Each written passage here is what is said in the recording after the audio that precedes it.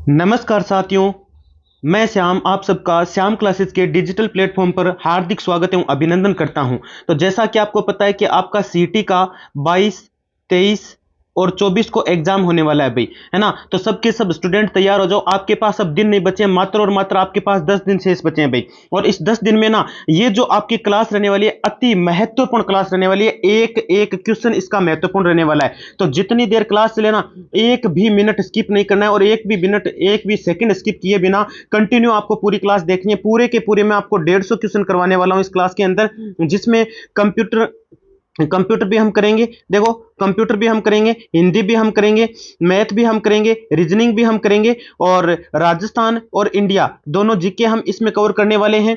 और आपके सारे के सारे जितने भी सब्जेक्ट आपके सीटी में आएंगे ना 12th लेवल में, वो सारे के सारे करने वाले हैं भाई। और आशा और उम्मीद है कि आप सबकी तैयारी बहुत ही अच्छे से चल रही है और आपको पहले से एग्जाम की अग्रिम शुभकामनाएं दोस्तों, ठीक है ना। तो इस क्लास को बिना स्किप किए ना, ये आपकी क्लास 30 से 35 मिनट की रहने वाली है। 30 मिनट की मान के चलिए, ज्यादा से ज्यादा 35 मिनट की रहेगी। और उसमें इससे आपको बहुत कुछ सीख कर जाओगे, आप यहां से बहुत कुछ सीख कर जाओगे, ठीक है ना। तो एकाग्रता पूर्वक पूरी क्लास को ले लीजिएगा, क्योंकि आपके पास 10 दिन बचे हैं और 10 दिन के अंदर आपको कमाल करके जाना है। जिस प्रकार ग्रेजुएशन लेवल वालों ने कमाल किया ना, वैसे अब 12th लेवल वालों को कमाल करना है भाई, ठीक है ना। तो बिना टाइम को वेस्ट किए एक भी मिनट स्किप नहीं करना है। और एक चीज और बता दूं, यदि आप चैनल पर पहली बार आप में से कोई भी नया स्टूडेंट है जो विजिट कर रहा है, तो चैनल को सब्सक्राइब जरूर कर लेना और बेल आइकन को प्रेस कर लेना भाई। अब देखो, मैं ये नहीं कह रहा कि आप, है ना, वो तो आप पर निर्भर करता है कि आप सब्सक्राइब करते हैं या बेल आइकन प्रेस करते हैं या नहीं करते हैं। ये इसलिए करवाया जाता है कि आपको नई क्लास का नोटिफिकेशन यहां से मिल जाए। और इस क्लास में आप क्वेश्चन देखेंगे, सारे के सारे लेवल वाले क्वेश्चन रहने वाले हैं भाई। एक एक क्वेश्चन लेवल वाला रहने वाला है। तो ध्यानपूर्वक लास्ट तक इस क्लास को ध्यान से पूरी तरह से देखना है भाई, ठीक है ना, ईमानदारी से। और कमेंट बॉक्स में जरूर बताना कि आपके प्रश्न कितने सही हुए। मुझे नहीं लगता कि आप, देखो, तैयारी का यही पता चल जाएगा इस क्लास से, आपका तैयारी का पता चल जाएगा कि आपकी तैयारी कैसी है और कैसी नहीं है भाई, ठीक है ना। क्योंकि करंट अफेयर के प्रश्न भी मैं इस क्लास में आपको करवाने वाला हूं, ठीक है ना। सारे सब्जेक्ट आ जाएंगे आपके 150 प्रश्नों में। तो एक भी मिनट स्किप मत कीजिएगा, ठीक है ना। तो चलिए, टाइम को वेस्ट नहीं करते हैं और क्लास को शुरू कर लेते हैं। उससे पहले एक मिनट और लेऊंगा मैं आपकी। टेलीग्राम हमारा चैनल है, टेलीग्राम चैनल है, उसकी मैं लिंक पिन कर रहा हूं कमेंट बॉक्स में। वहां पर आपको मैं ये पीडीएफ भेज दूंगा, ठीक है ना, उत्तर सहित, ठीक है। तो आप, है ना, हाँ, व्याख्या सहित पूरा एकदम सिस्टमेटिक भेजूंगा, पूरा भेजूंगा टेलीग्राम पर। तो टेलीग्राम चैनल की लिंक कमेंट में पिन कर रहा हूं, वहां से आप ज्वाइन कर सकते हैं। चलिए, टाइम को वेस्ट नहीं करते हैं और क्लास को कर देते हैं शुरू। पहला ही आपका प्रश्न आ गया है। प्राचीन भारत में बौद्धों द्वारा शिक्षा कहां दी जाती थी भी? पाठशालाओं में, मंदिरों में, मठों में या नदी के तट पर खुले स्थान पर? तो आपके जो प्राचीन भारत में जो बौद्धों को शिक्षा थी वो मठों में दी जाती थी। आपका यहां पर सी लोक हो जाएगा दोस्तों, ठीक है ना। क्योंकि प्राचीन शिक्षा पद्धति में अनौपचारिक तथा औपचारिक दोनों प्रकार की शैक्षणिक केंद्रों का उल्लेख मिलता है भाई, आपको पता होगा, ठीक है ना। और इनको मठों में शिक्षा दी जाती थी। दूसरा, प्राचीन गणेश्वर सभ्यता के अवशेष कहां प्राप्त हुए हैं? आराम से सबको पता है आपको, नीम का थाना में प्राप्त हुए हैं। बी आपका यहां पर लोक हो जाएगा। मैं फटाफट आपको क्वेश्चन करवाने वाला हूं, बस आप तो, है ना, एकाग्रतापूर्वक देख लीजिए। सुबह सुबह का समय है, आराम से याद हो जाएगा। 1871-42 में अशोक का शिलालेख भीम डूंगरी किस विद्वान ने खोजा था? भीम डूंगरी से एक विद्वान ने खोजा था, वो विद्वान कौन था? कोलाइल था, दयाराम सानी था, बीएन मिश्रा था या कैप्टन बर्ड था? कौन सा आपका राइट आंसर हो जाएगा? तो यहां पर आपका कोलाइल राइट हो जाएगा। यहां पर हम एक को लॉक कर देंगे। राज परिस्थिति की रचना किसने की थी भाई? राज परिस्थिति की रचना आपसे पूछ ली तो ये की थी रणछोड़ भट्ट ने। सारे के सारे क्वेश्चन मोस्ट इंपोर्टेंट है, एक एक क्वेश्चन मोस्ट इंपोर्टेंट है भाई। अगला प्रश्न देखिए, अगला प्रश्न क्या कहता है? मार्च 1807 में गिंगोली का युद्ध किन के मध्य हुआ था? यानी गिंगोली का युद्ध हुआ था 1807 में, मार्च 1807 में। पहली बात तो ये हो गया कि गिंगोली के युद्ध की डेट पता चल गई आपको। और साथ ही आपको पूछा कि किन के मध्य हुआ था, तो जयपुर व जोधपुर रियासत के बीच हुआ था। ये आपका यहाँ पर लॉक हो जाएगा भाई, याद रखिएगा, मोस्ट इंपोर्टेंट क्वेश्चन है। अगला प्रश्न है, यहां देखो, कुछ युद्ध लड़े गए। क्या लड़े गए? यहां कुछ युद्धों की सूची दी गई है, मध्यकालीन राजस्थान में लड़े गए। तराइन का प्रथम, खानवा का, समेल का और फिर बंटवाड़ा लिखा गया है। तो आपको सही बताना कि कौन सा आपका राइट हो जाएगा। तो सबसे पहले तराइन आएगा, उसके बाद में खानवा आएगा, फिर समेल आएगा, फिर बंटवाड़ा हो जाएगा। यानी ए आपका लोक हो जाएगा। क्रम से ही दे रखे हैं एकदम, 1 2 3 4, ये क्रम हो जाएगा यहां पर।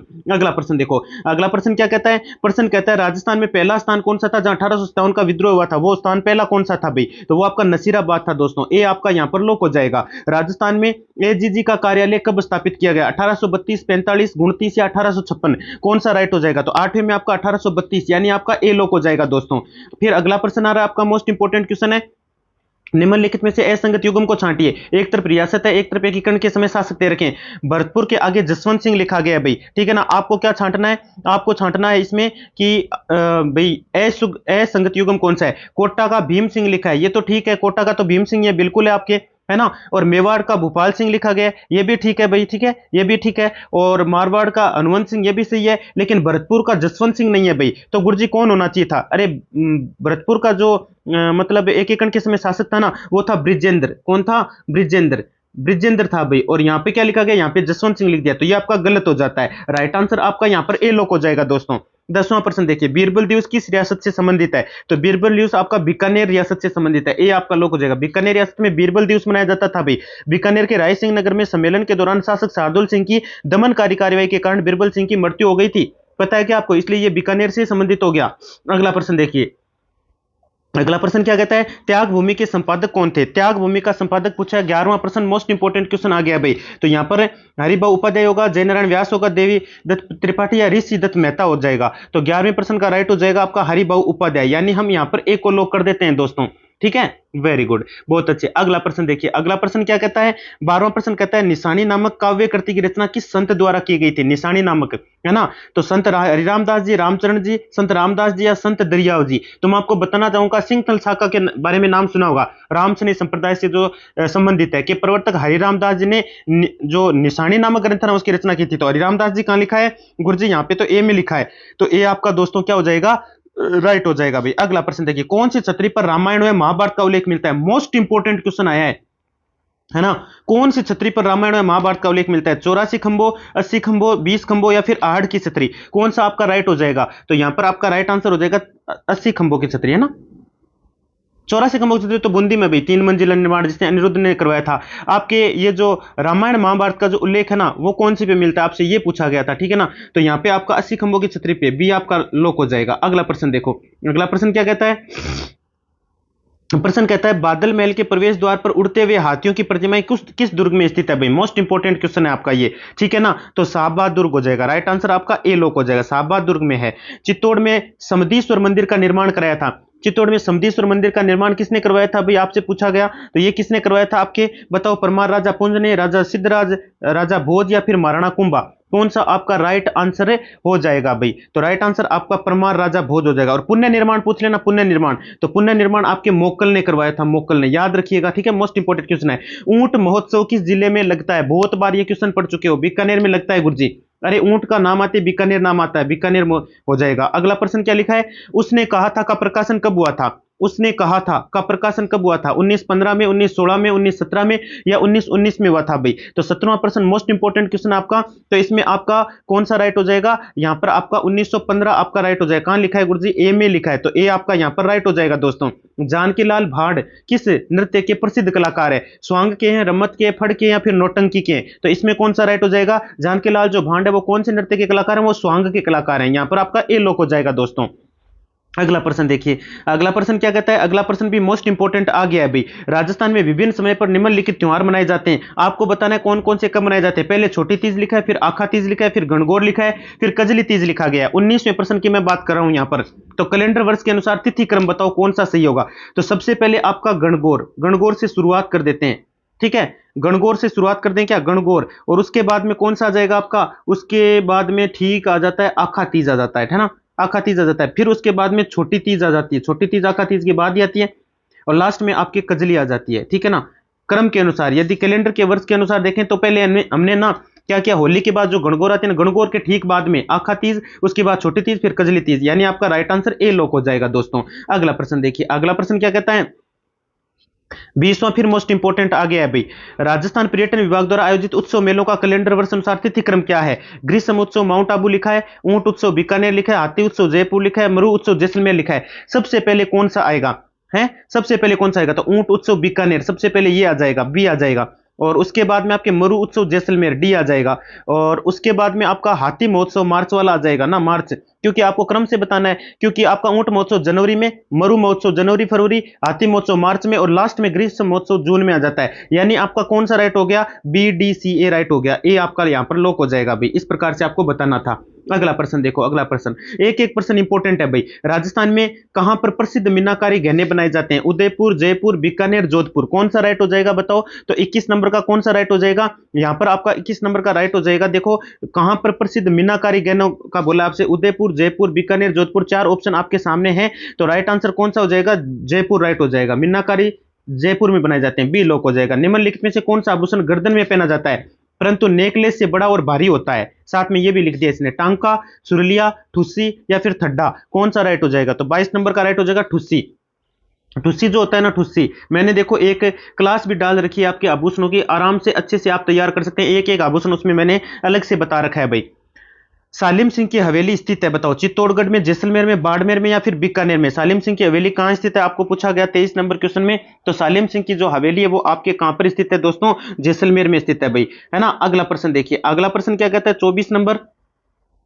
24 नंबर कहता है निम्नलिखित में से किस जनजाति का संबंध मत्स्यवार से माना जाता है? भील, मीणा, गरासिया या फिर सहरिया, कौन सा राइट हो जाएगा यहां पर? तो 24 नंबर में आपका राइट हो जाएगा मीणा।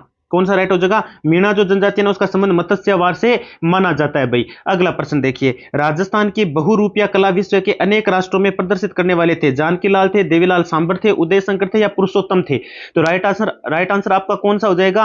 हाँ, तो ये आपके जानकीलाल हो जाएगा। और आपको पता है क्या, स्वांग राजस्थानी लोक नृत्य की महत्वपूर्ण विद्या है, महत्वपूर्ण विद्या मानी जाती है, ठीक है ना। तो इसमें कौन सा राइट हो जाएगा? जानकीलाल राइट हो जाएगा, यानी वो ए में लिखा गया, ए आपका यहां पर लॉक हो जाएगा। जिंक स्मेल्टर किस स्थान पर है? मोस्ट इंपोर्टेंट क्वेश्चन है भाई आरएसएसबी का, ठीक है ना, और परीक्षा की दृष्टि से बहुत महत्वपूर्ण हो जाता है। जिंक स्मेल्टर लिखा है किस स्थान पर है? नागदा में, देबारी में, चित्तौड़गढ़ में, ब्यावर में, बताओ कहां पर है भाई? है तो राइट आंसर कौन सा हो जाएगा? देबारी हो जाएगा। ये कहां पर है आपका? ये देबारी में है भाई, गलत मत कर देना। देबारी में स्थित जिंक स्मेल्टर न केवल राज्य अपितु तो भारत का एक प्रमुख प्लांट माना जाता है। ये प्लांट है एक प्रकार का जो भारत का प्रमुख माना जाता है एकदम। अगला प्रश्न देखिए, भांकड़ा नांगल योजना से राजस्थान को प्राप्त विद्युत है, बताओ 420 मेगावाट, 710 मेगावाट, 168.5 मेगावाट, 92.8 मेगावाट, कौन सा इसमें राइट हो जाएगा? इसमें आपका 168.5 मेगावाट राइट हो जाएगा, सी आपका लॉक हो जाएगा। भांकड़ा नांगल योजना से राजस्थान को कितना विद्युत प्राप्त होता है? 168.5 मेगावाट विद्युत प्राप्त होती है भाई। 28वां प्रश्न देखिए भाई, 28वां प्रश्न क्या कहता है? 28वां प्रश्न कहता है निम्नलिखित में असुमेलित युग्म चुनिए। माउंट आबू वन्य जीव अभ्यारण्य जंगली मुर्गा लिखा गया है, राष्ट्रीय मरु उद्यान वन्य जीव घोड़ावन लिखा गया अभ्यारण्य, इसमें यह लिखा गया सीता माता वन्य जीव अभ्यारण्य उड़न गिलहरी, ये तो सही है। सरिस्का वन्य जीव अभ्यारण्य चिंकारा, क्या ये भी सही है? ये सही नहीं है। ये जंगली मुर्गा भी सही है, घोड़ावन भी सही है, उड़न गिलहरी भी सही है, लेकिन सरिस्का वन्य जीव अभ्यारण्य में चिंकारा सही नहीं है आपके, ये नहीं होना चाहिए था। अब क्या होना चाहिए था कमेंट बॉक्स में आप बताएंगे, ठीक है। अगला प्रश्न, आपकी तैयारी कैसी है वो तो पता चलेगा ना। हाँ, निम्न में से कौन सा युग्म असुमेलित है? बताओ, संभाग लिखा है और जिले लिखे हैं। जयपुर के सामने सिक्कर चूरू लिखा है, अजमेर के सामने टोक नागौर लिखा है, कोटा के सामने झालावाड़ बूंदी लिखा है, उदयपुर के सामने प्रतापगढ़ राजसमंद लिखा है। मैं 29वें प्रश्न की बात कर रहा हूं, और कौन सा असुमेलित है? तो अजमेर तो आपका टोंक नागौर सही है, कोटा झालावाड़ बूंदी सही है, उदयपुर प्रतापगढ़ राजसमंद सही है, लेकिन जयपुर सिक्कर चूरू ये है क्या? सही है क्या? हाँ, संभाग के अनुसार जिले बताए जा रहे हैं आपको, है ना। तो सारे नहीं लिखे गए यहां पर, तो आपका राइट आंसर ए हो जाएगा। भारत में शीत ऋतु में वर्षा करने वाले पश्चिमी विक्षोभों की उत्पत्ति कहां से होती है? ये पश्चिमी विक्षोभ है, ये कहां से उत्पन्न होते हैं? तो ये भूमध्य सागर से होते हैं, डी आपका लॉक हो जाएगा यहां पर। अगला प्रश्न देखिए, अगला प्रश्न क्या कहता है? प्रश्न कहता है चंबल परियोजना किन दो राज्यों की संयुक्त परियोजना है? चंबल परियोजना पूछी गई आपसे, राजस्थान एवं गुजरात की है, राजस्थान एवं हरियाणा की है, राजस्थान एवं मध्य प्रदेश की, राजस्थान एवं पंजाब की है, कौन सा आपका राइट आंसर हो जाएगा? तो यहां पर आपका राजस्थान में मध्य प्रदेश राइट हो जाएगा, सी को यहां पर दोस्तों लॉक कर देते हैं। निम्न में से कौन सा युग्म सही सुमेलित नहीं है? एक तरफ नदी घाटी परियोजना, एक तरफ जिला लिखा गया है। जवाई परियोजना के सामने पाली लिखा है, सोम अस्पा परियोजना डूंगरपुर लिखा है, मानसी वाकल परियोजना उदयपुर लिखा है, जाखम परियोजना चित्तौड़गढ़ लिखा है। आपको सही सुमेलित नहीं है वो आपको बताना है भाई, ठीक है ना। तो इसमें जाखम परियोजना जाखम नदी पर है, प्रतापगढ़ जिले में, ठीक है ना, लेकिन इसने बताया चित्तौड़गढ़ में, तो ये आपका रॉन्ग हो जाएगा, ये आपका गलत हो जाएगा। यहाँ प्रतापगढ़ होता ना तो राइट हो जाता, तो डी आपका यहाँ पर असुमेलित हो जाएगा। अगला प्रश्न देखो, प्रश्न कहता है राजस्थान में खड़ीन कृषि प्रणाली कहां पाई जाती है? खड़ीन कृषि प्रणाली कहां पाई जाती है भाई? तो ये आपकी कहां पाई जाती है? ये आपकी पाई जाती है जैसलमेर में। कहां पाई जाती है? हाँ, जैसलमेर में पाई जाती है खड़ीन। खड़ीन कृषि कौन सी होती है? जिसमें आपके है ना खड़ीन प्रणाली में जल का संग्रहण किया जाता है, मतलब जल को इकट्ठा किया जाता है और सूख जाने के पश्चात उसमें कृषि की जाती है ना, उसे खड़ीन कृषि कहते हैं भाई, याद रखिएगा। 34 नंबर क्वेश्चन है, भील जनजाति द्वारा अपनाई गई कृषि पद्धति को क्या कहा जाता है? बताओ, तो इसे चिमाता कहते हैं। क्या कहते हैं? चिमाता कहते हैं। भाई सारे लेवल वाले प्रश्न आ रहे हैं, एक भी प्रश्न ऐसा नहीं है जो लेवल वाला नहीं है, सारे अच्छे क्वेश्चन है भाई, सारे के सारे, ठीक है ना। 35 नंबर क्वेश्चन कहता है, क्या कहता है कि लोहे अयस्क का सर्वाधिक उत्खनन किया जाता है? मोजिला बानोला जयपुर में, सिक्कर राजपुरा या नीमला रायसेला दौसा, या फिर आपके थूर हुंडेर नाथरा की पाल उदयपुर, कौन सा राइट हो जाएगा बताओ? 35 नंबर क्वेश्चन की बात कर रहा हूं, तो मोजिला बानोला जयपुर आपका पहला ही ऑप्शन राइट हो जाएगा यहां पर। अगला प्रश्न देखिए, अगला प्रश्न क्या कहता है, अगला प्रश्न फिर मोस्ट इंपोर्टेंट हो जाता है भाई। हम भारत के लोग, क्या लिखा गया है, देखो पढ़ो, हम भारत के लोग, we the people of India शब्दों का प्रयोग भारतीय संविधान में कहां किया गया है? नीति निर्देशक सिद्धांत में किया गया, मौलिक अधिकार में किया गया, नागरिकता में किया गया, संविधान की प्रस्तावना में किया गया। कहां किया गया भाई ये? तो 36 नंबर का राइट हो जाएगा संविधान की प्रस्तावना। इसमें आपके इनका उल्लेख मिलता है। भारत के संविधान की उद्देशिका में कितने प्रकार के न्याय की व्यवस्था की गई है? तो यहां पर आपके 3 प्रकार के न्याय की व्यवस्था की गई है। ठीक है ना दोस्तों, याद रखना कौन सा? सामाजिक, आर्थिक और राजनीतिक, ये 3 प्रकार हैं, याद रखिएगा। अगला प्रश्न देखो, अगला प्रश्न कहता है 38 नंबर, भारतीय संविधान की प्रस्तावना में किस स्वतंत्रता का वर्णन नहीं है? विचार की स्वतंत्रता, विचार प्रकट करने की स्वतंत्रता, विश्वास की स्वतंत्रता, आर्थिक स्वतंत्रता। तो 38 नंबर का राइट हो जाएगा आर्थिक स्वतंत्रता, यानी हम यहां पर डी को लॉक कर देते हैं। निम्नलिखित में से कौन से अधिकार भारतीय संविधान के अनुच्छेद 32 के अंतर्गत परिवर्तित किए जा सकते हैं? संवैधानिक अधिकार, मौलिक अधिकार, या फिर वापस से सांविधिक, या फिर उपरोक्त सभी? कौन सा इसमें राइट हो जाएगा? 39 नंबर की मैं बात कर रहा हूं, तो यहां पे मौलिक अधिकार राइट हो जाएगा। ठीक है, अगला प्रश्न देखिए 40 नंबर। 40 नंबर कहता है संविधान का कौन सा भाग कल्याणकारी राज्य का आदर्श घोषित करता है? भाई बताओ कौन सा राइट हो जाएगा? 40 नंबर क्वेश्चन की मैं बात कर रहा हूं, ठीक है ना। तो भाग 4 में ये आता है आपका राज्य के नीति निर्देशक तत्व है, तो राइट आंसर आपका डी लोक हो जाएगा। अगला प्रश्न देखिए, अगला प्रश्न क्या कहता है?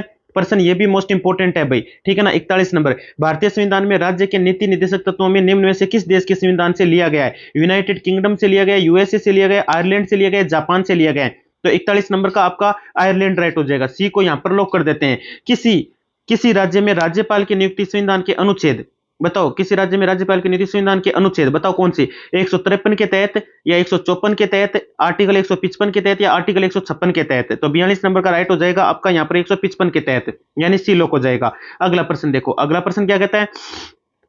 निम्नलिखित में से कौन भारत के राष्ट्रपति की इच्छा तक ही पद पर बने रह सकते हैं? राज्यपाल रह सकते हैं, निर्वाचित आयुक्त रह सकते हैं, उच्चतम न्यायालय के न्यायाधीश, लोकसभा के अध्यक्ष। तो 43 का राइट हो जाएगा आपके राज्यपाल, यानी राइट आंसर आपका ए लोक हो जाएगा, जो कि अनुच्छेद 156 के अनुसार है। आपको पता होगा ये किसके?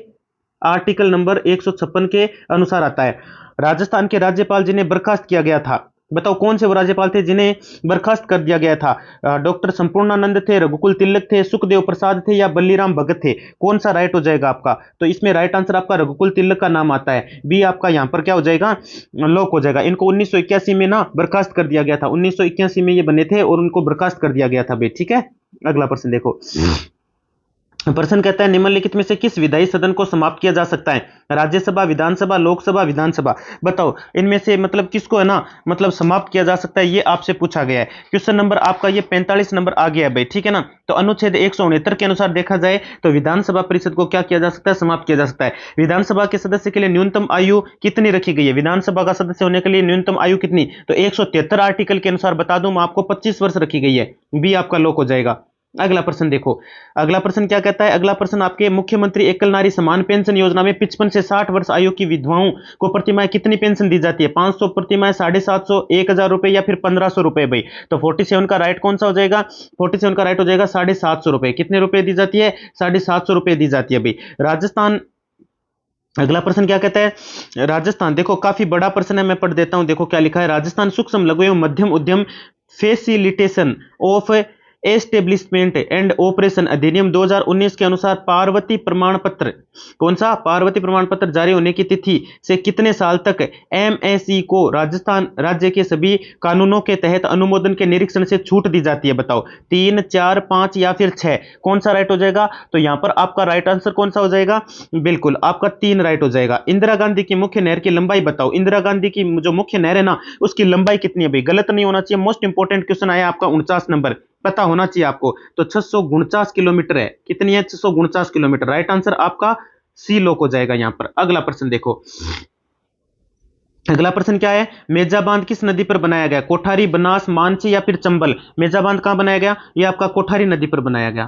किस पर? कोठारी नदी पर बनाया गया। राजस्थान की पहली स्थानांतरण योजना है, बताओ कौन सी है भाई? है ना, तो ये आपकी भामाशाह योजना है, ठीक है। राइट आंसर बी लोक हो जाएगा। राजस्थान में अक्षत योजना किस वर्ग को वित्तीय सहयोग प्रदान करने में संबंधित है? बताओ बेरोजगार युवाओं को, वरिष्ठ नागरिकों को, विशेष योग्यजनों को, या फिर विधवा महिलाओं को? तो 52 नंबर में कौन सा राइट हो जाएगा? बेरोजगार युवाओं को राइट हो जाएगा, यानी आपका ए लोक हो जाएगा यहां पर। अगला प्रश्न देखो, अगला प्रश्न मोस्ट इंपोर्टेंट क्वेश्चन आया भाई। रेड रोट बीमारी किस फसल की है? रेड रोट ये जो रेड रोट जो बीमारी होती है ना, ये कौन सी फसल की है? गन्ना, गेहूं, चावल या फिर मटर? तो 53 नंबर का राइट हो जाएगा गन्ना। कौन सा राइट हो जाएगा? गन्ना आपका यहां पर राइट हो जाएगा दोस्तों। चरस एवं भांग किस पौधे से प्राप्त होती है? देखो एक तो चरस का पूछा है और एक पूछा है भांग का। ये दोनों कौन से पौधे से प्राप्त होती है? हेम्प से होती है, पोपी से होती है, धतूरे से होती है, स्परगंधा से होती है भाई। 54 नंबर क्वेश्चन की मैं यहां पर बात कर रहा हूं। तो यहां पर आपका राइट आंसर कौन सा हो जाएगा? हेम्प राइट हो जाएगा। हेम्प से क्या प्राप्त होता है? चरस और भांग प्राप्त होती है। हाँ, अगला प्रश्न देखिए। अगला प्रश्न है, रेशम बना होता है, बताओ, फिब्रोइन प्रोटीन से, केरेटिन प्रोटीन से, इलाक्टिन प्रोटीन से या कोलेजेन प्रोटीन से? बताओ कौन सा राइट हो जाएगा? तो 55 नंबर में आप लॉक करोगे ए को। कौन सा? फिब्रोइन प्रोटीन से, यानी ए आपका लॉक हो जाएगा। निम्न में से कौन सा एक मानव निर्मित तंतु है? रेशम है, कपास है, ऊन है या फिर रेयोन है? तो 56 नंबर का राइट हो जाएगा रेयोन। कौन सा राइट हो जाएगा? रेयोन आपका राइट हो जाएगा। यहां पर हम डी को लॉक करेंगे दोस्तों। अगला प्रश्न देखिए। अगला प्रश्न क्या कहता है? प्रश्न कहता है, जीन में एकाएक पैतृक परिवर्तन को कहा जाता है? उत्परिवर्तन, प्रजनन, क्लोनन, चयन, अनुकूलिता? बताओ कौन सा राइट हो जाएगा? 57 नंबर में आपका उत्परिवर्तन राइट हो जाएगा। ए को यहां पर लॉक करेंगे। प्रोटीन संश्लेषण के केंद्रीय सिद्धांत का प्रतिपादन किसने किया? क्रिक ने किया था, वाटसन ने किया था, जेकब ने किया था या फिर कार्नबर्ग ने किया था? तो 58 नंबर का कौन सा राइट हो जाएगा? 58 नंबर का आपका क्रिक राइट हो जाएगा, यानी यहां पर ए लॉक हो जाएगा दोस्तों। क्रिक का नाम आता है। क्रिक नाम के एक महान वैज्ञानिक थे, उन्होंने क्या किया था? प्रोटीन संश्लेषण का केंद्रीय सिद्धांत भी दिया था, ठीक है ना। तो राइट आंसर आपका ए लॉक हो जाएगा। फिर है, जेनेटिक कोड की खोज किसने की? जेनेटिक खोज की, जेनेटिक एक कोड होता है, उसका मतलब है नियमों से है, ठीक है ना। जेनेटिक कोड का मतलब नियमों से होता है और आनुवंशिकी में अंतर्गत आता है ये। तो 59 नंबर का कौन सा राइट हो जाएगा आपका? Hargobind Khorana, William Harvey, Louis Pasteur या एफ वेंटिंग? तो ये तो गलत नहीं करोगे ना, हरगोविंद खुराना का नाम आता है। ए आपका यहां पर लॉक हो जाएगा। अपने भारतीय वैज्ञानिक थे। अगला प्रश्न है, अगला प्रश्न है, गुणसूत्र किससे बनते हैं? डीएनए और प्रोटीन, डीएनए से या प्रोटीन से या फिर आरएनए से बनते हैं? बताओ। तो 60 नंबर का राइट हो जाएगा, डीएनए और प्रोटीन दोनों से गुणसूत्र बनते हैं। आपका ए लॉक हो जाएगा। डीएनए में पाई जाने वाली शर्करा बताओ। पेंटोस है, हेक्सोस है, हेप्टुलोस है या फिर जाइलुलोस है? बताओ कौन सा राइट हो जाएगा? तो 61 नंबर का यहां पर पेंटोस राइट हो जाएगा। कौन सा राइट हो जाएगा? पेंटोस आपका राइट हो जाएगा दोस्तों। लैंगिक जनन के आनुवंशिक विचरण कैसे होता है? लैंगिक जनन से आनुवंशिक जो विचरण है ना, वो कैसे होता है? जीन के सम्मिश्रण से, क्रोमोसोम में बदलाव से, जीन के मिश्रण से या उपयुक्त सभी? कौन सा राइट हो जाएगा 62 में? तो यहां पर आपका सारे के सारे आ जाएंगे, ये भी आएगा, ये भी आएगा, ये भी आएगा, यानी आपका 62 का कौन सा लॉक हो गया? डी आपका लॉक हो गया। अगला प्रश्न देखो। अगला प्रश्न क्या कहता है? प्रश्न कहता है, किसी आहार श्रृंखला में प्रत्येक स्तर पर उपलब्ध कार्बनिक पदार्थों की औसत मात्रा को जो कि उपभोक्ता के अगले स्तर पर पहुंचती है, 10%, 40%, 30% या 20%? कौन सा राइट हो जाएगा? तो 63 नंबर का कौन सा हो जाएगा? 10% आपका राइट हो जाएगा। यहां पर हम एक को लॉक कर देते हैं। प्रकृति की क्रियाशील इकाई बताओ। पारितंत्र है, जीवमंडल है, वायुमंडल है या पर्यावरण है? तो 64 नंबर का राइट कौन सा हो जाएगा? आपका हो जाएगा पारितंत्र। कौन सा हो जाएगा? पारितंत्र राइट हो जाएगा भाई। भारत में जैव पेटेंट के संदर्भ में कौन सा कथन सत्य है? 65 नंबर क्वेश्चन आपका। तो इसमें आपका याद रख लेना, एक देखो, ये पेटेंट प्रक्रिया भारत ने बुडापेस्ट संधि की, ये सही है, ठीक है, ये तो है ही है। जीवित सत्य एवं जैविक वस्तुओं पर पेटेंट की अनुमति नहीं थी, बिल्कुल नहीं थी। जैव तकनीक के क्षेत्र में पेटेंट प्रदान करते हैं 2002 में कानून संशोधन हुआ। अरे सारे हो जाएंगे, ऑल वाले राइट हो जाएंगे, यानी डी आपका लॉक हो जाएगा इसमें। अगला प्रश्न देखो। देखो हिंदी भी आ गई है दोस्तों, है ना। 66 नंबर में हिंदी आ गई है। निम्नलिखित में किस में सही संधि है? यस प्लस का यशोकाय लिखा है, स्व प्लस ईरिणी स्वैरिणी लिखा है, चतु प्लस श्लोकी चतुर श्लोकी, है ना, चतुर श्लोकी लिखा है, अनु प्लस छिन्न अनुछिन्न लिखा है। कौन सा आपका राइट आंसर हो जाएगा? किस में सही संधि है, आपसे ये पूछा गया, ठीक है ना। तो आपके यशोकाय कहां लिखा है गुरुजी? ए में लिखा है, ये आपकी सही संधि है। ए आपका लॉक हो जाएगा। आपको पूछे इसमें संधि कौन सी है, तो आप बता देंगे सर जी विसर्ग संधि है। कौन सी संधि है? इसमें विसर्ग संधि है भाई। अगला प्रश्न, अति उपसर्ग से बना हुआ शब्द नहीं है। इनमें अति उपसर्ग से बना हुआ शब्द ऐसा है जो कौन सा नहीं है? बताओ। बताओ। अतिक्रमण नहीं है, अतिक्रमण में तो अति आता है, अत्याचार में भी अति आता है, अतिथि में अति नहीं आता है भाई, ठीक है ना। अति उपसर्ग नहीं, उपसर्ग अति नहीं आता है, अतिथि शब्द में अति उपसर्ग नहीं है। तो आपका सी लोक हो जाएगा यहाँ पर, ठीक है। और अतिरिक्त में तो अति आ रहा है ना, क्योंकि आप है ना जब इनके मतलब संधि विच्छेद करते हैं ना, तो सब में अति आता है। अतिक्रमण में आएगा, अत्याचार में आएगा, अतिरिक्त में आएगा, लेकिन किस में नहीं आएगा? अतिथि में नहीं आएगा। तो राइट आंसर आपका यहाँ पर सी लॉक हो जाएगा। अगला प्रश्न देखो।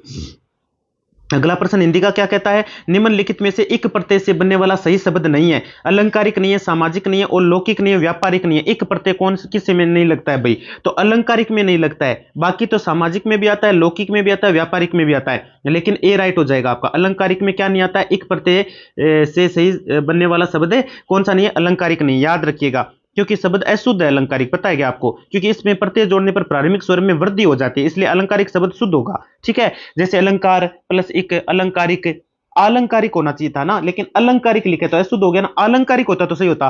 अब गुणोत्तर नंबर है सिंह रूपी नर विग्रह से निर्मित समास कौन सा है? सिंह नर है, नरसिंह है, नर सिंह है, या फिर सिंह नर है, बताओ कौन सा राइट हो जाएगा भाई? गुणोत्तर नंबर में, गुणोत्तर नंबर में सिंह रूपी विग्रह से निर्मित समासिक पद है नरसिंह हो जाएगा। कौन सा हो जाएगा? नरसिंह। कहां पे लिखा है गुरुजी? बी में लिखा है, और तो बी लोक हो जाएगा भाई।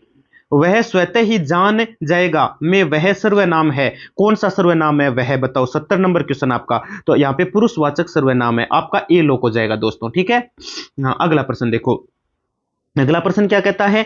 प्रेरणार्थक क्रिया का उदाहरण नहीं है। गोविंद ने राम को जगवाया, रमेश मजदूर से पेड़ कटवाता है, प्रशांत अनिल से पत्र लिखवाता है, वह खाना खाकर सो गया। 71 नंबर क्वेश्चन में आपको क्या बताना है? क्रिया का उदाहरण नहीं है। कौन सा क्रिया का उदाहरण नहीं है भाई? तो आपके वह खाना खाकर सो गया, ये कोई क्रिया का उदाहरण नहीं है, यानी आपका डी लोक हो जाएगा। बाकी में क्रिया है, गोविंद ने राम को जगवाया, है ना, और रमेश मजदूर से पेड़ कटवाता है, ये भी क्रिया ही करवा रहा है, प्रशांत अनिल को पत्र लिखवाता है, क्रिया ही करवा रहा है, लेकिन वह खाना खाकर सो गया, इसमें कोई प्रेरणार्थक क्रिया का उदाहरण नहीं है। प्रेरणार्थक, प्रेरणा जिससे मिलती है, प्रेरणा इसमें कौन सी प्रेरणा मिलती है? डी आपका राइट हो जाएगा ना, वह खाना खाकर सो गया। वाक्य पूर्वकालिक क्रिया का उदाहरण है। किसका है? पूछ ले किसका है, तो ये पूर्वकालिक जो होती है ना क्रिया, उसका उदाहरण है।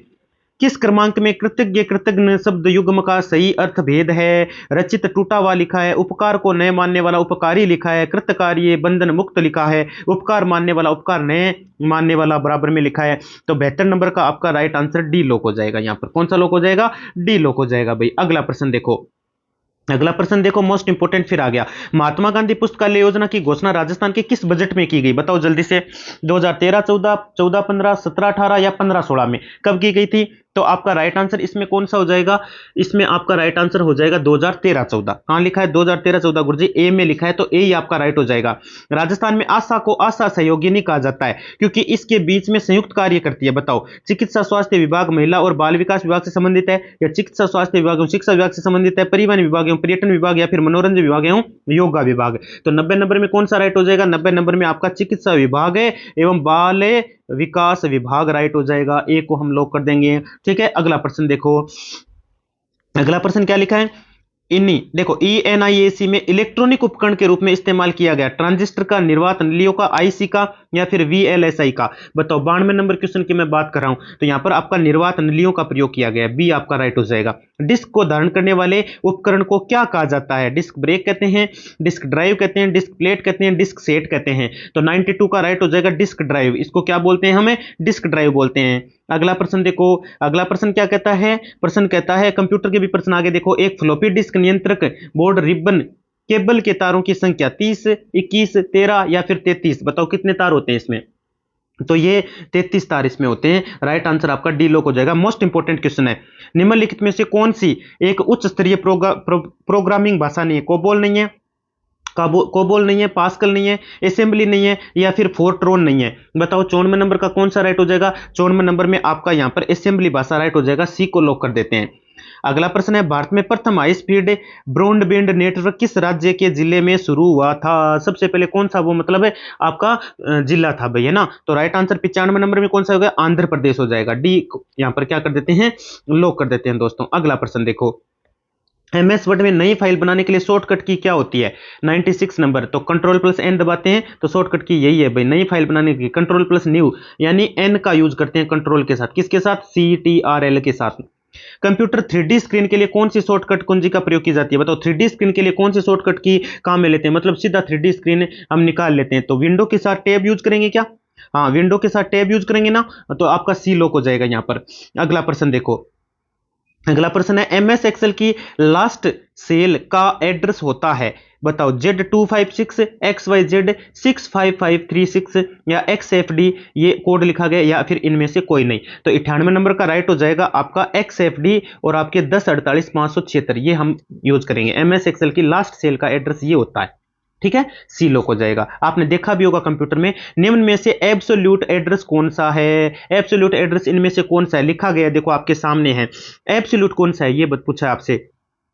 तो 99 नंबर का लास्ट में डी में लिखा है, देखो पहले डॉलर का सा साइन दिया है इस प्रकार से, फिर ए लिखा है, फिर वापस डॉलर का साइन दिया है, फिर 15 लिखा है, ये आपका एड्रेस वो हो जाता है। पावर पॉइंट प्रेजेंटेशन के किस व्यू में पावर पॉइंट विंडो के 3 भाग हो जाते हैं? बताओ, 100 नंबर क्वेश्चन है आपका, ठीक है ना। तो यहाँ आपका नॉर्मल व्यू राइट हो जाएगा, बी को लॉक कर देंगे। अगला प्रश्न देखो, इसको छोड़ो, ये तो कुछ भी नहीं है, इसमें आ जाओ, ठीक है। हाँ, इसमें आ जाओ, इसमें 133 नंबर क्वेश्चन में, 133 नंबर क्वेश्चन मोस्ट इंपॉर्टेंट है भाई, ठीक है ना। हाँ, और गलत भी नहीं करना है आपको, ठीक है।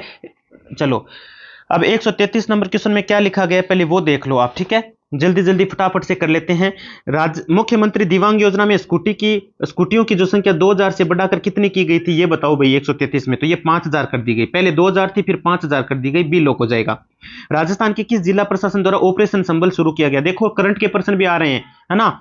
तो 134 में राइट कौन सा हो जाएगा? जयपुर राइट हो जाएगा, है ना। और शुरुआत कब की गई थी? 16 मार्च 2022 में इसकी शुरुआत हुई थी। किस जिले में मुख्यमंत्री अशोक गहलोत ने महाराणा प्रताप का क्या लिखा है, पेनोरमा बनाने की घोषणा की? जयपुर, राजसमंद, उदयपुर, चित्तौड़गढ़। तो 135 का कौन सा राइट हो जाएगा? बिल्कुल उदयपुर आपका राइट हो जाएगा, ठीक है। गलत मत करना भाई, मोस्ट इंपोर्टेंट क्वेश्चन है सारे के सारे।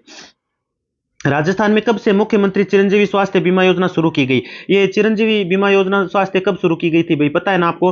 हाँ, तो ये आपके कब शुरू की गई थी? ये आपके 1 मई 2021 से शुरू कर दी गई थी। सी आपका लॉक हो जाएगा, यानी राजस्थान में मुख्यमंत्री कौन देता? अशोक गहलोत थे, तभी शुरू कर दी गई थी भाई, ठीक है। कौन सी वन रिपोर्ट 2021 को जारी की गई थी? कौन सी वन रिपोर्ट जारी की गई थी? वो 17वीं की गई थी। कौन सी की गई थी? 17वीं। गलत मत कर देना, काफी कैंडिडेट गलत करके आ जाते हैं। किस राज्य यूटी का पहली गांव भारत का पहला कार्बन न्यूट्रल पंचायत घोषित हुआ? उत्तर प्रदेश, जम्मू कश्मीर, बिहार या फिर लद्दाख? तो 138 का कौन सा राइट हो जाएगा? यहां पर आपका बी लॉक हो जाएगा, जम्मू कश्मीर लॉक हो जाएगा, बी को लॉक कर देंगे। अगला प्रश्न देखो, अगला प्रश्न क्या कहता है? किसने एशिया के सबसे बड़े एयरपोर्ट का शिलान्यास 25 नवंबर 2021 को नोएडा जेवर में किया था? नरेंद्र मोदी ने, अमित शाह ने, द्रौपदी मुर्मू या राजनाथ सिंह? 139 का कौन सा राइट हो जाएगा? ये आपका यहां पर नरेंद्र मोदी का नाम आएगा, ए आपका लॉक हो जाएगा। अगला प्रश्न देखो, अगला प्रश्न क्या कहता है? अगला प्रश्न बहुत कुछ कह जाता है भाई, क्या कहता है देखो दोस्तों, मोस्ट इंपोर्टेंट क्वेश्चन है। क्वेश्चन कहता है जम्मू कश्मीर में विधानसभा की सीटें 83 से बढ़ाकर अब कितनी कर दी गई थी भाई? तो ये बढ़ाकर के आपके 90 कर दी गई, पहले 83, 7 और बढ़ा दी गई, 90 कर दी गई। कोरी क्रिक कहां स्थित है बताओ? मोस्ट इंपोर्टेंट क्वेश्चन है आपका ये, ठीक है ना। कोरी क्रिक कहां स्थित है बताओ? कच्छ के रण में, खंबात की खाड़ी, नीलगिरी क्षेत्र या सियाचिन या ग्लेशियर? तो 141 में राइट हो जाएगा आपका कच्छ के रण। कौन सा राइट हो जाएगा? कच्छ के रण, कच्छ के रण में स्थित है भैया, ठीक है, याद रखिएगा, मोस्ट इंपोर्टेंट क्वेश्चन था ये आपके। अगला प्रश्न देखो, तमिलनाडु राज्य का सबसे ऊंचा पर्वत शिखर बताओ 142 नंबर में। तो 142 नंबर में आपका डोडा बेटा राइट हो जाएगा, ठीक है, सी लॉक हो जाएगा। अगला प्रश्न देखो, अगला प्रश्न क्या कहता है? अगला प्रश्न आपका कहता है निम्नलिखित में कौन सी एक कृत्रिम झील है?